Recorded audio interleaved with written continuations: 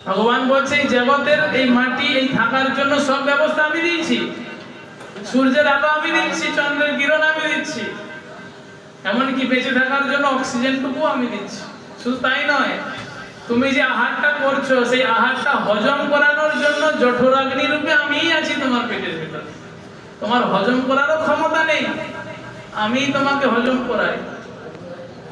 তারপরও তুমি আমার প্রতি, ভগবানের প্রতি আমরা কেউ কোন রকম ভাবে কোনো সেবা করি না। ভগবান বলছে জগতের সবকিছু আমার, কিন্তু সেই আমার জিনিস আমাকে না দিয়ে যে ভোগ করে সে হচ্ছে সব থেকে বড় পাপী। সে যদি কোনো পাপ কর্ম নাও করে সে পাপ। আমরা শুধু দুঃখ কষ্ট করি, হে ভগবান তুমি আমাকে কেন এত কষ্ট দিলে, আমাকে কেন এত গরিব বানালে। কিন্তু আমরা কখনো নিজেকে দোষ দেই না যে আমি কেন এত খারাপ কর্ম করছি। ভগবান কাউকে দোষ দেয় না, ভগবান কাউকে কষ্ট দেয় না, কষ্ট পায় মানুষ তার কর্মফলে।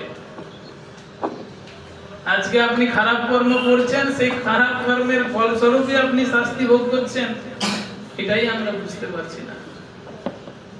এই জগতে এমনি এমনি সবকিছু হয় না, এই জগতে হঠাৎ কিছু হয় না।